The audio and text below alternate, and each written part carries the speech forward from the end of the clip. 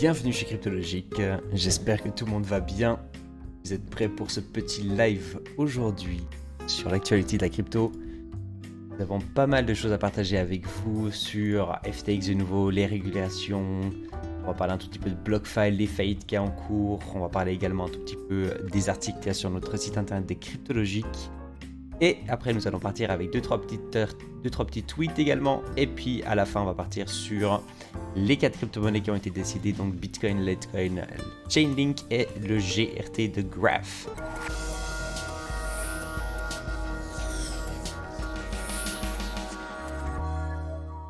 Les régulateurs américains qui vont enquêter sur Genesis et d'autres entreprises cryptographie. Alors, c'est quelque chose d'extrêmement important, en effet. On a beaucoup de demandes maintenant sur la régulation. Ce qui me fait un petit peu rigoler, c'est qu'on a des gens comme Belfort de Wall Street, des gens comme ça qui demandent aussi d'avoir beaucoup plus de régulation actuellement dans le milieu de la crypto-monnaie. Donc, moi, ça me fait un petit peu rigoler, parce que c'est des gens qui ont sûrement perdu aussi sur FTX. Alors, il y a le côté, il y a du bien, il y a du mauvais naturellement avec la régulation. Les gens ne veulent pas spécialement, mais quelque part, il y a aussi bien à ça. Typiquement pour éviter des catastrophes comme avec FTX, ce serait un petit peu l'opportunité qu'on ait avec justement ces régulations qui vont également venir de plus en plus. Maintenant, avec Genesis, c'est un cas encore un petit peu particulier parce que alors, Genesis, c'est une plateforme aussi de trading sur laquelle aujourd'hui on se retrouve avec un petit peu plus de 2 milliards de dettes apparemment. Et donc, ils sont en train d'essayer de calmer aussi maintenant les investisseurs parce qu'ils ont essayé de chercher des fonds chez FTX pour pouvoir rentrer dans, pour, on va dire, sauver un tout petit peu Genesis. Malheureusement, c'est très complexe apparemment. Ils n'arrivent pas trop à trouver des fonds, donc du coup, ils essaient de les calmer au maximum. Après tout ce qui s'est passé avec FTX, c'est vrai que c'est pas évident pour eux de pouvoir trouver maintenant des sociétés qui sont d'accord de déposer des fonds et des VCs et des individus. Donc du coup, on va pouvoir suivre ça aussi un maximum. Mais on voit que l'impact que FTX a eu sur toutes ces grosses entreprises également, c'est à la fin de la journée quand même complètement fou. Et donc, on va de toute façon suivre ça un max. Lié à tout ça, messieurs, mesdames, nous avons également BlockFi dépose le bilan. Alors, malheureusement, pour BlockFi, il passe également au chapitre 11. Alors, c'est peut-être aussi une bonne chose pour les clients. Naturellement, c'est une des seules manières après pour pouvoir faire en sorte que les clients ils aient encore une probabilité en effet de récupérer des fonds. On va suivre ça au maximum. Également pour BlockFi sur le côté de chapitre 11. Où est-ce qu'ils en sont? Ils vont partager tout le nécessaire sur leur Twitter, donc n'hésitez pas aussi à les suivre sur leur Twitter si vous aimeriez avoir des informations. Ils vont vous partager tout le nécessaire. Et puis pour les personnes qui veulent apprendre un petit peu plus sur le chapitre 11, parce que vous ne savez pas exactement en quoi ça consiste en rapport avec la faillite d'une entreprise, quand ils se mettent dans le chapitre 11, n'hésitez pas, je vous mettrai tous les liens naturellement dans la description. Nous avons eu l'opportunité d'en discuter durant le backgroup, durant le bankroot de FTX. On a eu avec Tintin et la macroéconomie chez Cryptologique, on a eu l'opportunité justement de discuter en live. Ça a duré à peu près 1 heure de temps. Mais on a pu également parler du chapitre 11 avec FTX, c'était le jour même. Et nous avons également expliqué un tout petit peu, en tout cas c'est Tintin qui a bien expliqué aussi qu'est-ce que c'est le chapitre 11, en quoi ça consiste. Et comme ça pour les personnes qui sont dans cette situation aujourd'hui chez BlockFi, eh ben, vous allez pouvoir également savoir si... Voilà, en quoi consiste peut-être maintenant les fonds que vous allez pouvoir peut-être récupérer, que ce soit maintenant FTX, que ce soit maintenant BlockFi, et bien d'avoir un petit peu plus d'informations également sur le chapitre 11. Donc je vous mettrai tous ces liens naturellement dans la description.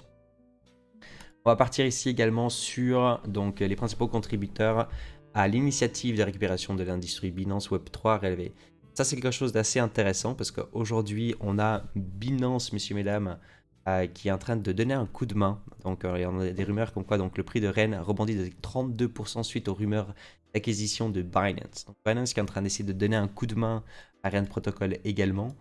Ça c'est très bon signe, il faut quand même le savoir. Parce que Binance aujourd'hui qui ont un certain pouvoir aujourd'hui sur le marché, s'ils ont assez de fonds puis ils arrivent en effet à donner des coups de main financièrement à des bons projets aujourd'hui sur le marché, eux ils prennent un risque. Ils prennent un risque parce qu'ils ne peuvent pas non plus aider n'importe qui. Et d'avoir ces informations-là, il faut savoir que c'est assez pertinent quand même. Parce qu'on a aujourd'hui des entreprises comme Jump Crypto, le Polygon Ventures, on a Aptos Labs et d'autres VCs qui sont également engagés dans ce fonds-là. Alors, Jump Crypto, Polygon Ventures, Aptos Labs sont en train également de financer et puis de donner un coup de main justement pour aider des entreprises qui sont un tout petit peu dans la merde. Aptos qui est entre guillemets également concurrent finalement de Solana, puis on va en revenir un tout petit peu après parce que c'est assez intéressant en rapport avec Jump Crypto également. Pour moi, ça c'est des informations importantes parce que Binance va pas, comme j'ai bien dit, mettre quoi que ce soit en avant, travailler avec n'importe qui. Et ça montre aujourd'hui en plein bear market qu'il y a encore pas mal de fonds. Ça c'est super intéressant. Donc Polygon pour moi en effet, beaucoup de personnes en parlent bien aussi. Polygon c'est clairement un projet que je vais commencer à plus en plus à suivre pour 2023. Ça va sûrement être une crypto-monnaie que je vais essayer d'avoir aussi dans mon portfolio, sans conseil financier naturellement, mais comme vous le savez, je mets toute transparence aussi en rapport avec mes investissements, mon pourcentage aussi avec vous, donc je vais vous partager ça quand ce sera fait. Parce que pour l'instant, je n'ai pas spécialement investi chez Polygon, j'ai des matiques, mais je n'ai pas spécialement investi non plus. Donc du coup voilà, REN qui rebondit de 32%, faites attention pour toutes les personnes qui sont sur le côté trading naturellement, c'est des assets avec encore beaucoup de risques. REN Protocol sur lequel Alameda naturellement avait beaucoup de REN. Il y a la probabilité que REN chute encore bien plus loin est tout à fait possible. Faites attention maintenant avec ces sortes de rumeurs, c'est pas parce que Binance est tout à fait derrière, automatiquement le prix va que faire de monter. Donc à court terme, faites bien attention. Ici donc pour reparler de Aptos, également Aptos va être je pense un projet que je vais essayer de suivre. Je vais en parler aussi avec CryptoVector pour avoir un tout petit peu ses idées et un tout petit peu sa vision aussi dessus. Mais Aptos qui est quelque part un tout petit peu une concurrence de Solana. Aujourd'hui, donc ils avaient levé 150 millions de dollars via FTX et puis via Jump Crypto. Mais Jump Crypto, ils avaient également, c'est un des plus gros investisseurs du côté de l'écosystème de Solana. Et ça, c'est une information assez importante parce que quand on voit Jump Crypto qui commence aussi à s'intéresser, qui était déjà intéressé aussi à Aptos, donc en gros, ils sont diversifiés sur ces sortes d'écosystèmes. Et que Aptos aujourd'hui, ils ont encore beaucoup de fonds, ils sont en train d'aider justement l'écosystème crypto et qu'on voit tout ce qui est en train de se passer avec Solana. Moi, je me dis, Aptos va peut-être pouvoir nous proposer quelque chose de très joli pour 2023-2024. Il va falloir naturellement bien suivre tout ce qu'ils vont nous proposer pour les mois à suivre, mais ça peut être peut-être une très belle opportunité également d'avoir un pourcentage dans mon portfolio. Donc si c'est le cas, je vous tiendrai naturellement au courant si Aptos sera dans mon portfolio crypto pour 2023-2024, mais ça m'intéresse bien. Naturellement sur le côté spéculatif. Messieurs, mesdames, deux petits articles qui sont également partagés sur notre site internet des Cryptologiques. Donc merci infiniment à CryptoVector d'avoir fait l'article sur Morpheus Network. Donc n'hésitez pas à aller faire un petit tour. Morpheus Network fait partie de ces cryptos qui sont dans notre DCA+. On a 5 crypto-monnaies aujourd'hui. On a le Morpheus Network, Quant Network, Parsec, Alliance Block et le Data de Streamer qui sont dans ce portfolio-là. Tous les mois, on réinjecte 100 $ dans cette stratégie-là sur lesquelles on a des zones de décharge et des zones de recharge pour accumuler un maximum ces crypto-monnaies pour 2023-2024, en tout cas pour le prochain bull market. Et nous avons ici une belle présentation de la part de CryptoVector. C'est pas trop long en plus, donc n'hésitez pas à aller faire un petit tour. Merci infiniment à toi d'avoir fait ça. Et puis nous avons également un autre article sur les mineurs, messieurs, mesdames. C'est vrai qu'aujourd'hui, beaucoup d'entreprises sont en train de souffrir. On a de plus en plus de boîtes qui sont en train de fermer leur centre de minage. Ils sont en train d'éteindre toutes leurs machines, tout simplement parce qu'elles ne sont plus rentables. Alors, c'est pas parce que les machines ne sont plus rentables et c'est pas parce que les acteurs dans le milieu de la crypto-monnaie du côté mining sont en train de tout fermer, que c'est pas une opportunité super intéressante pour les mineurs ou les personnes qui veulent s'intéresser au minage. Pour moi, aujourd'hui, on arrive sûrement dans une des opportunités les plus grandes pour commencer à s'y intéresser, pour les personnes qui veulent acheter des machines ou quoi que ce soit. On est sûrement dans les prix les plus bas sur le marché actuellement. Donc il y a des gens je connais des gens qui sont en train d'acheter des machines, ils ne minent pas avec, ils les achètent tout simplement pour les revendre à 50% de valorisation dans les mois à venir ou dans les prochains 12 mois, de les revendre à x2, des choses qui se font de toute façon et donc du coup tout ça, ça aura un lien avec le hash rate et puis de savoir si en effet ça va être rentable de pouvoir miner du Bitcoin ou pas. Naturellement, il y a encore d'autres crypto-monnaies que vous allez pouvoir miner, mais aujourd'hui on est dans une situation qui est plutôt dangereuse pour les mineurs. Et donc, c'est pas spécialement les meilleurs moments. Et s'ils n'ont pas assez de cash roll et ils n'ont pas bien géré leur entreprise durant ce bear market, et ben naturellement, on peut encore voir dans les semaines et dans les mois à venir quelques faillites arriver. Donc faites attention si vous avez de l'argent chez des entreprises. Soyez conscient également de ce risque-là. Et sinon, ça reste des très très très belles opportunités, en tout cas pour les mois à venir, pour nous les investisseurs, pour le côté minage. On a également ici Dylan Leclerc également qui a mis un petit tweet justement sur le hash rate en 7 jours moving average is now donc 13,7% of all-time highs. Mining difficulty is projected to adjust minus 9% of week from now. Donc pour l'instant, voilà, il va falloir suivre ça de très proche. Ça reste encore du court terme, donc pour l'instant, je n'ai pas trop envie de spéculer non plus là-dessus. Mais à suivre justement si le Bitcoin décide d'aller rechercher des prix bien plus bas, en dessous de 15 000 $. Là, ça va commencer à être très intéressant de savoir ce qui va vraiment se passer avec les mineurs. Et puis, il va pouvoir rester vraiment in-game pour pouvoir continuer à miner du Bitcoin. Ça va être très intéressant en tout cas de voir ça. On a Meta, messieurs, mesdames, on n'en parle jamais assez. On a Meta, donc Facebook, qui a reçu une amende de 265 millions de dollars pour avoir permis à des scrappers de voler des données d'utilisateurs. Les données d'utilisateurs centralisées de Facebook. Donc, assez intéressant. Il faut toujours faire attention. Ça fait maintenant plus d'une année maintenant qu'on voit que de la merde arriver avec Facebook. Soyez bien conscients, s'il vous plaît, toutes les personnes qui sont sur Facebook avec les données que vous avez là-bas dessus, de ne pas mettre n'importe quoi non plus sur votre vie privée. Faites attention, n'hésitez pas à aller retourner sur votre Facebook puis d'enlever des choses si c'est nécessaire. Mais voilà, je vais juste vous partager ça parce que pour moi c'est important quand même de revenir un petit peu sur la catastrophe que Facebook est en train de créer, je trouve. C'est complètement absurde quand je vois le manque de professionnalisme qu'il y a sur plein d'aspects différents de Facebook. Je trouve que je n'arrive pas à comprendre sur Meta. Et donc voilà, encore une amende de 265 millions pour eux. Breaking news, messieurs, mesdames, Fidelity a officiellement commencé le Bitcoin a proposé le Bitcoin en trading sur leur plateforme, commission free en plus, donc assez intéressant. En plein crise, en plein bear market, une des plus grandes fournisseurs de services financiers au monde a proposé maintenant le Bitcoin également. Ça fait déjà depuis 2014 qu'ils s'intéressent au Bitcoin, hein, ça il faut quand même le savoir, mais ça fait maintenant depuis pas longtemps qu'ils ont également maintenant proposé ce service et je pense que c'est un très très très bon signe. On va naturellement avoir plus de personnes qui vont pouvoir du coup acheter du Bitcoin et puis Fidelity qui sont là déjà depuis maintenant un bon bout de temps. J'espère pour eux que ce ne sera pas du FTX. Ils vont pouvoir du coup proposer quelque chose d'assez intéressant pour tous les investisseurs dans le milieu de la crypto-monnaie en tout cas. Et nous allons finir, messieurs, mesdames, et puis ça, j'aimerais bien pouvoir en parler aussi avec CryptoVector. On pourra peut-être même en discuter un tout petit peu ce soir, parce que tous les mardis soirs, on a CryptoVector également qui vient en parlant en général un petit peu des CBDC, des privacy coins, et puis un tout petit peu sur les analyses fondamentales en général. Je crois qu'on va parler un petit peu de Monero d'ailleurs ce soir, mais ça pourrait être intéressant de reparler un tout petit peu de MiCA 2, donc la présidente, notre chère amie Christine Lagarde de la Banque Centrale Européenne, pardon. Mais vraiment en avant du coup le MiCA 2, donc du coup c'est vrai qu'ils peuvent jouer beaucoup de choses maintenant dans leur côté avec tout ce qui s'est passé avec FTX. C'est un très bon timing pour eux pour pouvoir profiter de ce moment, pour pouvoir mettre plus de régulation, de parler de MiCA 2, etc. Donc j'espère qu'on va pouvoir en parler ce soir. Si c'est pas le cas, on en parlera sûrement la semaine prochaine aussi avec CryptoVector.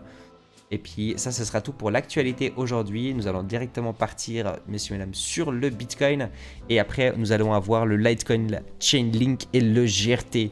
Je viens de voir ça à l'instant même, mais juste ici, là. Apparemment, j'ai pas changé les cryptos, donc ne soyez...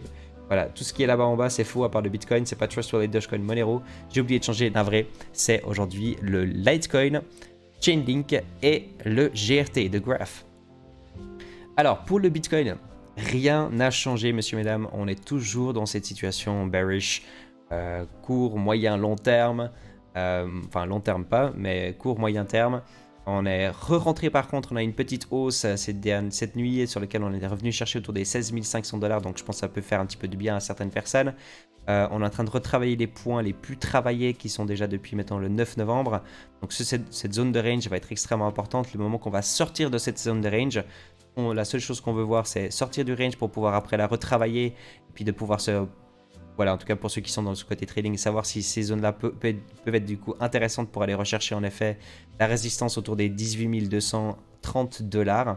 Et si on n'arrive pas à avoir ce scénario-là, alors à ce moment-là, il faudra va falloir peut-être attendre encore un Bitcoin qui revient tester déjà en tout cas le support et les zones de liquidité qu'on peut encore avoir. Sinon, rien de spécial sur le Bitcoin, pas de mode FOMO s'il vous plaît, absolument rien de trop grave. Sur le Litecoin, nous avons deux choses qui se sont passées. Donc Litecoin qui a été recherché en effet, donc les 85 $ presque. On a un support autour des 73,43 $ sur lequel on l'a bien travaillé. On a été rechercher un tout petit peu de l'imbalance et puis on a été chercher un petit peu de liquidité avec la mèche qui est juste ici jusqu'à 70,60 $. Par contre, on a donc notre grande zone de range sur Litecoin qui est de 52 $ jusqu'à 65 $. Et puis on a une imbalance qui peut être assez intéressante, je pense, pour le Litecoin, qui est plutôt autour des 65 $ à 68 $, sur lesquels, si on veut absolument se repositionner sur le Litecoin, il faudrait réussir à aller chercher cette imbalance de mon point de vue. C'est une zone qu'on devrait aller rechercher. C'est tout à fait possible qu'on puisse rebondir sur ce support et puis qu'on aille rechercher du coup maintenant la prochaine résistance qui est autour des 95 $, 96 $. Mais si c'est le cas, puis qu'on vient chercher ces prix-là très rapidement, eh ben, ça veut dire tout simplement que vous avez loupé en effet une opportunité. C'était soit s'intéresser à ce support, soit on va rechercher en effet une imbalance de mon point de vue. Et donc pour l'instant, il faut tout simplement attendre sur le Litecoin. Si on revient chercher de nouveau dans la zone de range, les zones qui doivent commencer à faire attention, ce sera en tout cas le bas du range, donc autour des 51 $. Si on casse en dessous, faites attention pour le Litecoin, parce qu'on peut naturellement après toujours aller chercher des prix bien plus bas. Mais ça, ce sera en cas de Bitcoin qui vient chercher en dessous de 15 000, je pense. Nous avons donc aujourd'hui le Chainlink. Chainlink, ça fait déjà maintenant depuis le mois de mai que nous sommes dans un range. C'est complètement fou. Chainlink, ici, si on aurait mis un bot en grind trading, ça aurait été plutôt magnifique pour être honnête. On a un range de 70% sur lequel on a une période de 200 jours dans ce range. Donc c'est assez fou. Toutes les personnes qui ont pu travailler ce range avec certaines stratégies, bah bravo en tout cas à vous. Pour d'autres personnes qui sont en mode swing trade, ben c'est très compliqué parce qu'on revient tout le temps rechercher de la liquidité, on revient chercher le haut du range ou le bas du range. Et donc actuellement même, on est en train de travailler les zones les plus importantes. Donc c'est ce milieu, hein, donc on est autour des 7,31 $ à peu près 6,80 $, 85 $. Et donc, tant qu'on est mettant dans ce range, eh ben, il n'y a pas grand chose à faire pour être honnête. La probabilité d'aller rechercher cette résistance ou ce support, elle est à peu près à 50-50. Vous pouvez naturellement regarder le côté un petit peu fondamental, vous basez sur ces choses-là si vous êtes plutôt investisseur. Si vous êtes investisseur, essayez d'investir naturellement en dessous de ce range, c'est toujours les choses les plus importantes. Donc si vous êtes en mode DCA, c'est plutôt la zone des 7,40 $ à 5,60 $ qui vont vraiment nous intéresser, celle-ci qui est là. Et si vous n'avez pas encore investi, puis vous êtes plutôt en mode d'attente, eh ben, laissez maintenant le prix maintenant partir, ou le laissez de façon partir. Tant qu'on reste dans ce range, je m'y intéresserai pas trop. Je préfère avoir une cassure de ce range et puis rebondir après de nouveau dans ces zones-là pour pouvoir de nouveau investir, puis d'investir maintenant ici dans ce range, puis d'aller rechercher un prix plus bas sur le Chainlink. Ce que je ne pense pas spécialement qu'il va se passer, mais ça dépendra de nouveau toujours du Bitcoin. Et nous allons finir, messieurs, mesdames, avec le GRT. GRT, donc de graph qui est catastrophique, hein, pour être honnête. Si on le prend en daily, alors on a une grosse bougie ici. Je voulais juste vous partager également sur CoinGecko le GRT parce que on a ici un graph, si je vous le montre le total. Donc on a eu un graph sur lequel on est sur les plus bas sur CoinMarketCap, c'est un petit peu la même chose. C'était autour des 12 centimes. Les premiers, en janvier 2021, les premières zones sur lesquelles on commençait à avoir un certain ralentissement, c'était autour des 30-35 centimes. Et puis aujourd'hui même, on est autour de 6 centimes 3. Donc on est en train de vivre des moments plutôt catastrophiques pour le GRT. C'est très compliqué maintenant de savoir si oui ou non le GRT va encore aller chercher des prix plus bas. C'est exactement ce qu'on avait vu avec typiquement les projets que j'ai beaucoup suivis à l'époque avec le Cardano ou autre en plein bear market. Eh ben, on a été rechercher des moins 99% littéralement. Donc aujourd'hui on est à moins 80, moins 97,8. Et ben d'aller chercher un moins 99%. Pour donner un petit peu un exemple, ça correspondrait à un token à 3 centimes. Donc la probabilité, elle est de toute façon là. Cette différence qu'il y a ici, elle est énorme, hein. On parle quand même d'un moins 50% encore. Par contre, rien peut arrêter GRT d'aller chercher ces prix-là. Par contre, si on regarde le court terme, avec les informations qu'on a actuellement, avec les peu d'informations qu'on a, la seule chose qu'on a pu voir, c'est qu'on a eu une augmentation de volume assez intéressante ici. Alors on est en daily, hein, donc je vais vous mettre en 4 heures. On a eu en effet ici une pique sur laquelle on revient chercher l'imbalance, on revient chercher un petit peu de la liquidité également sur le GRT. On a une certaine imbalance ici qui va être assez intéressante parce que si on revient travailler cette zone-là, puis on est plutôt sur un marché haussier, puis qu'on revient pour aller chercher ce test de cette résistance, je pense que c'est plutôt bon signe pour pouvoir avoir une cassure en effet, puis d'aller chercher notre zone de range qui sera donc autour des 9 centimes 5 à 11 centimes. Ce serait la première zone qui m'intéresserait pour pouvoir vendre si j'aurais du GRT en tout cas. C'est pas la zone sur laquelle j'achèterais, hein, qu'on soit bien d'accord. Les zones les plus intéressantes pour pouvoir investir sur le GRT, eh ben, ce serait le haut de ce volume jusqu'à ce range. Donc on est sur des prix de 6 centimes 5 à 5 centimes 1 environ. Ce serait cette zone-là que moi, ça m'intéresserait pour pouvoir accumuler du GRT. Et puis bien regarder justement sur ce petit imbalance ici, sur lequel on a très peu de volume, si on revient travailler un tout petit moment dans cette zone ou pas. Si c'est le cas, je pense que c'est bon signe pour le GRT, pour avoir vraiment une cassure de cette résistance. Alors voilà, messieurs, mesdames, ce sera tout pour aujourd'hui. J'espère que ça vous a plu, ce petit crypto café. Moi, je vous dis à demain. Et puis, naturellement, n'oubliez surtout pas de vous abonner, de mettre un petit pouce bleu et puis de mettre un petit commentaire avec les crypto-monnaies que vous aimeriez voir également demain. Ciao, ciao tout le monde.